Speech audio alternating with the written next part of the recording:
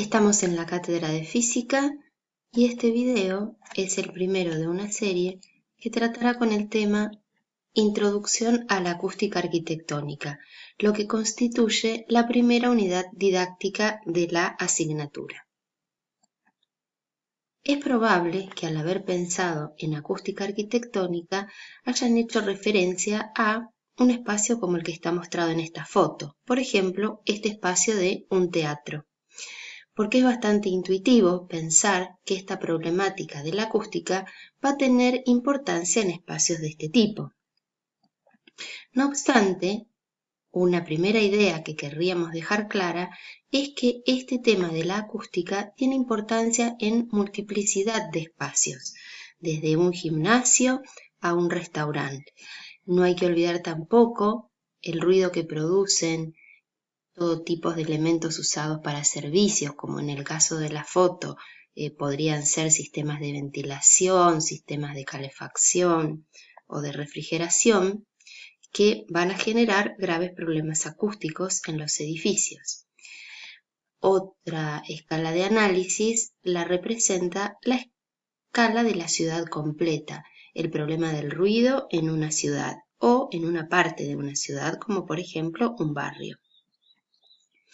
La acústica es una ciencia multidisciplinar, es decir, que está abordada por profesionales desde distintos puntos de vista.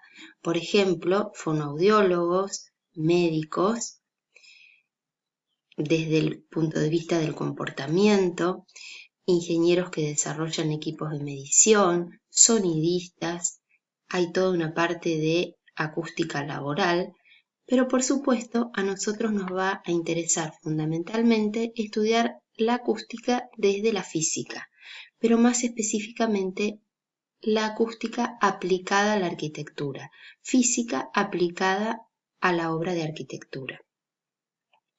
Desde ese punto de vista, los problemas de la acústica arquitectónica se suelen agrupar en tres: los que se refieren al aislamiento acústico, que será evitar que ingresen a un ambiente locales provenientes de otros y que no sean deseados, o a la vez impedir que los ruidos generados en un ambiente traspasen a los locales vecinos.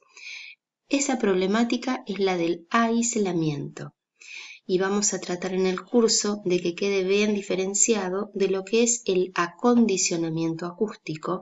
Fíjense que son palabras parecidas, aislamiento, acondicionamiento, pero el acondicionamiento se refiere a buscar las mejores condiciones acústicas dentro de un recinto de acuerdo al destino que va a tener ese recinto.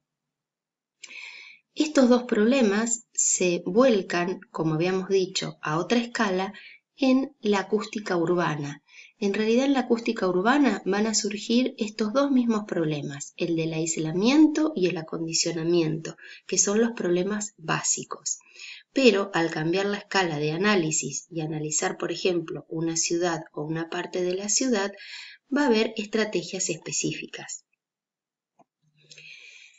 Este es el marco de referencia. Hacia allí apuntamos a volcar una serie de conocimientos a la resolución o al estudio, por lo menos en principio, de estos graves problemas de la acústica aplicada a la arquitectura. Pero desde nuestra asignatura el aporte va a ser hacia los parámetros físicos fundamentales que gobiernan este tipo de problemas.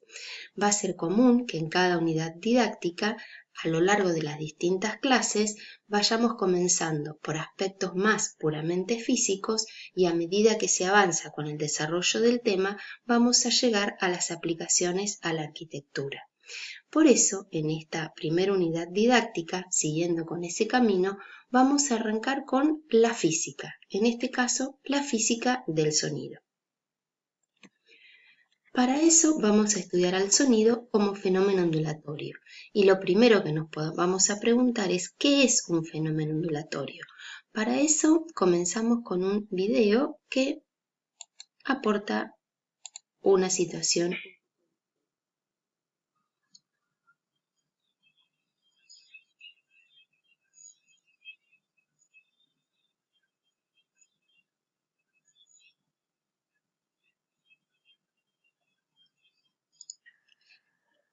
como vieron, estábamos analizando la ola que se hace en una cancha de fútbol, por ejemplo, simulada en este último renglón.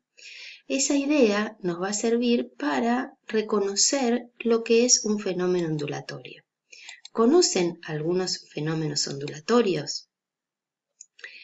Es probable que hayan pensado en situaciones como las ondas sísmicas, por ejemplo, las ondas de radio, que también nos son conocidas, las microondas que usamos para calentar el café con leche a la mañana, o otras dos expresiones, otros dos fenómenos ondulatorios que seguro están vivenciando en este momento, al momento de ver este video, que son, por ejemplo, la luz y el sonido. Fíjense que hemos nombrado un montón de fenómenos distintos. Sin embargo, dijimos de todos ellos que tienen una característica común, la de ser un fenómeno ondulatorio. Entonces, con las ideas que vimos, con la idea de la ola que presentamos como primer anuncio, a ver si podemos llegar a diferenciar, a clasificar, a entender qué es un fenómeno ondulatorio. Básicamente, es un fenómeno en el que hay un foco, un lugar del espacio, en el que se produce una perturbación y esa perturbación se propaga. Esto es lo que es indispensable para que haya un fenómeno ondulatorio. Un foco donde hay una perturbación y que esa perturbación se propague. Como por ejemplo en el caso de la ola, hay algún lugar del estadio en donde se produce una perturbación. ¿Cuál sería? Que por ejemplo las personas cambien su posición de sentadas a paradas. Y eso se va propagando a lo largo del estudio. En general, cuando se estudian los fenómenos ondulatorios, se agrega un tercer elemento, que es el receptor. Porque, por ejemplo, puede haber sonido sin que haya nadie que lo escuche, puede haber luz sin que haya nadie que la perciba, pero en general nos interesa justamente analizar qué es lo que pasa en ese receptor. ¿Qué entendemos por perturbación? Un cambio, una modificación en alguna propiedad física. Como decíamos, en el caso de la ola, una propiedad física es la posición de un sistema. Las personas estaban en una determinada posición, una posición sentada, y modificaron esa posición al pararse. Esa es la perturbación. Notemos que en general estas perturbaciones no se dan de a una, porque para cambiar la posición tuvo que haber un cambio en la velocidad simultáneamente. La velocidad pasó de 0 a distinta de 0. Para que cambie la velocidad también tiene que haber una aceleración.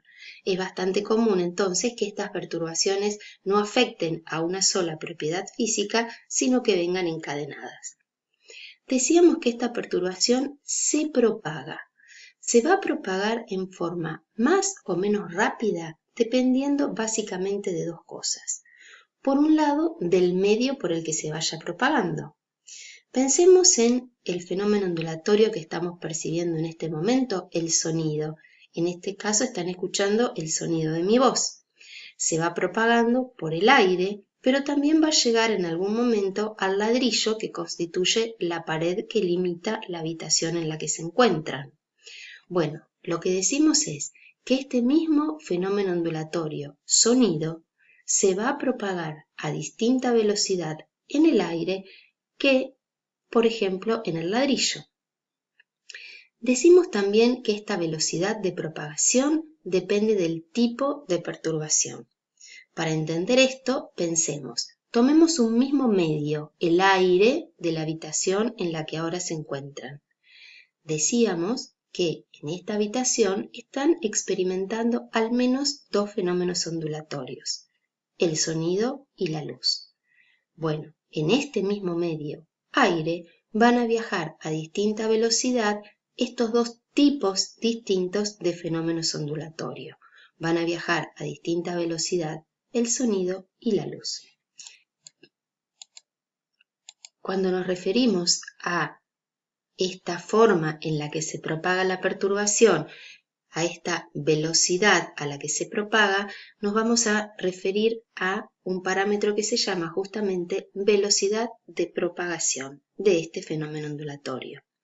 Lo que nos tiene que quedar claro es que lo que se está propagando es energía. Lo que lleva un fenómeno ondulatorio es justamente una cierta cantidad de energía que recorre grandes distancias. En sucesivas diapositivas lo vamos a ir aclarando. Miremos este otro dispositivo. Se trata de una serie de varillas que están en posición horizontal, unidas por un alambre que está aquí en el medio. Lo vemos en movimiento.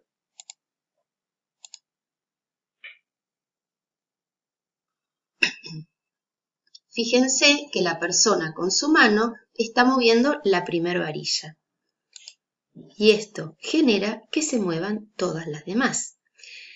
Este video nos tiene que servir para empezar a diferenciar dos tipos de movimientos distintos que aparecen en los fenómenos ondulatorios. Fíjense que por un lado tenemos el movimiento de la perturbación, que va viajando desde este lugar, que sería el foco, a través de este alambre central a todas las varillas. Y por otro lado tenemos que ver el movimiento de cada varilla individualmente. Es importante que empecemos a reconocer estos dos movimientos diferentes que van a aparecer justamente en los fenómenos ondulatorios. Entonces, la mano, el lugar donde está la mano, constituye el foco. Esa mano genera una perturbación, que es justamente el cambio en la posición de cada varilla. Para hacer que esa primera varilla se mueva, le entregó la mano a esa primera varilla una cierta cantidad de energía y esa energía se propaga a través del alambre central al resto de las demás varillas. Por eso decíamos que hay una energía que se propaga. Vemos otro dispositivo, en este caso formado por varillas que están en posición vertical, suspendidas a través de ejes que están unidas a esta varilla y están unidas por resortes que están a este nivel y a este nivel. Como la mano mueve la primera varilla y se va propagando esa energía que le entrega a la primera varilla a todas las demás, que están vinculadas a través de esos elásticos. Resumimos. En física, una onda es un fenómeno en el cual se produce la propagación de energía a través del espacio. ¿Qué es lo que se propaga? Una perturbación que se ha producido en el foco. Pensemos en esta simulación que el extremo de una cuerda es elevado y luego bajado a su posición original. Fíjense cómo eso se propaga a lo largo de la cuerda. Pero si miran un punto como este específico de la cuerda, noten cómo ese punto sube y baja. Es decir, repite lo mismo que le pasó al emisor, lo mismo que ocurrió en el foco, nada más que lo hace en otro tiempo.